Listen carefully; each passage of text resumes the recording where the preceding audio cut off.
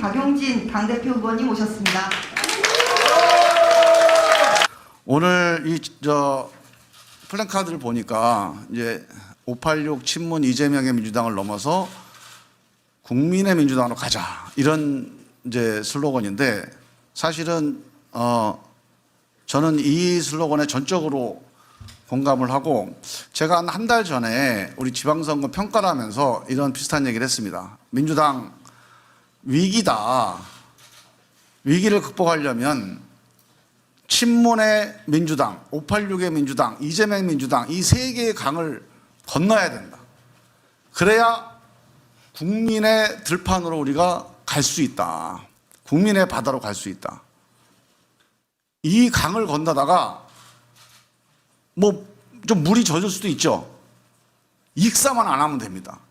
익사 안 하고 이 강을 건너가서 우리 국민의 바다로 반드시 가야 된다. 그런 말씀을 드린 적이 있는데, 오늘 또 주제가 이 주제인 만큼 간단하게 거기에 대한 말씀을 드리는데, 저는 이 점에서 우리가 뭐 당위적으로 가야 된다, 이런 얘기를 드리는 게 아니고요. 이 길로 안 가면 민주당은 미래가 없습니다. 적어도 집권 민주당으로서 미래는 없다고 봐야 됩니다. 그러니까 민주당의 살 길입니다, 이게. 그래서 우리가 이게 옳고 그르고의 문제가 아니라 우리의 생존의 길이다. 그런 관점에서 한번 말씀을 드리고 싶습니다. 국민의 민주당이라는 게 뭐냐? 뭐 정치에서 국민 얘기하는 사람이 있냐? 다 국민 얘기하는데, 맞습니다. 국민의 민주당이라는 거 아주 간단한 거예요. 복잡한 게 아니에요. 무슨 대단한 전략이 아닙니다. 우리가 정치라는 사람들이잖아요. 정치인이고 정당입니다. 우리가 뭘 옳다고 생각하는 게 있으니까 정당을 만드는 거 아닙니까? 강령도 내걸고 정치인이라고 소신 발표, 정견 발표도 하는 거예요. 우리가 옳다고 생각하는 게 있어요. 그게 중요한 겁니다, 정치하는 데서. 우리가 옳다고 생각하는 것만 가지고 정치하면 안 돼요. 자, 그거 없이 정치하면 또 안 됩니다. 우리가 옳다고 생각하는 것이 있는데 거기서 그치지 말고, 과연 이게 국민 다수의 지지를 받는 건지를 한 번 더 생각하고 정치하는 거. 그게 국민의 민주당이에요. 우리 민주당이 옳다고 생각하는 거 있죠? 개혁, 진보. 우리가 친문. 자, 친문 민주당. 문재인 지키자. 우리 노무현의 비극 되풀이하지 말자. 그 가치 있고 소중한 겁니다. 586. 개혁, 진보. 민주주의. 이재명. 뭐 혁신. 뭐 기본소득, 민생. 다 가치가 있는 정치입니다. 제가 그거를 폄하하거나 적대하거나 배척하자는 게 아니에요. 전체적으로 보면 다 가치가 있으나, 우리가 옳다고 생각하는 것만 가지고 정치하면 안 되고, 한 발 더 이 우리가 옳다고 생각하는 게 과연 국민 다수의 지지를 받는 건지를 한 번 더 생각해보고 정치하자. 이게 국민의 민주당의 길입니다. 왜 그래야 되느냐? 우리는 SPC 정당, 특수목적 정당이 아니에요.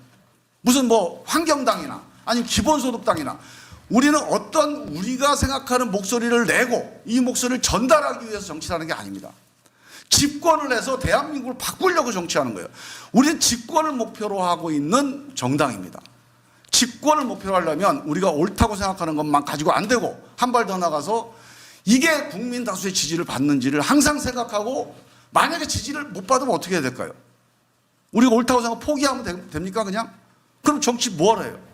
국민들을 설득해야 됩니다. 국민들과 대화해야 됩니다.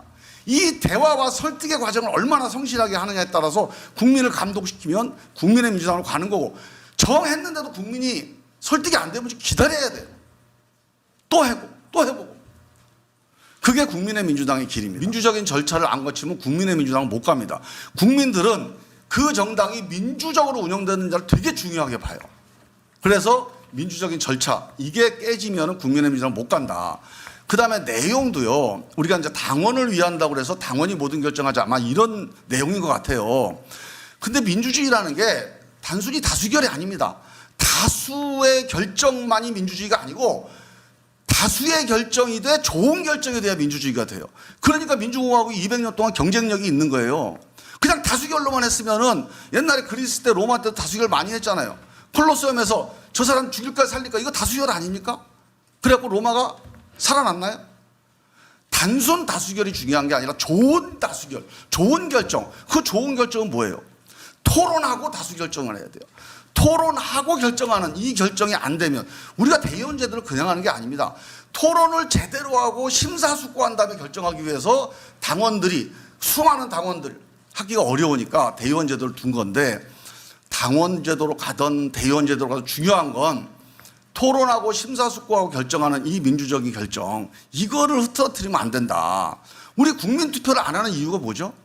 왜 웬만하면 원래 온라인 블록체인이 있는데 옛날에는 디지털이 없었으니까 그렇다고 치고 지금 블록체인으로 그냥 국민투표 하면 되잖아요.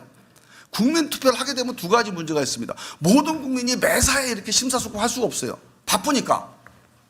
그래서 심사숙고할 사람들을 의회라고 뽑아놓고 하는 거예요. 정말 중요한 결정. 의원 대표 뽑는 거, 대통령 뽑는 거만 국민들이 직접 하고 그나마 그걸 하기 위해서 법적인 선거운동을 만들어서 심사숙고할 수 있는 제도 장치를 만들어 놓고 하는 거 아닙니까? 이러한 기본적인 내용들을 지키는 범위 내에서 우리 의사결정 구조가 가야 되는데 단순한 다수결, 그래서 당원 다수결이면 모든 게 선하다. 그건 아닙니다. 초심 백은종, 그 투쟁의 기록 개벽이 출간되었습니다. 윤석열의 등장을 예언한 채 개벽! 검찰공화국을 막아라. 무소불위의 검찰을 그동안 아무도 건드리지 못했다. 검찰을 손볼 세력이 어디에도 없었기 때문이다.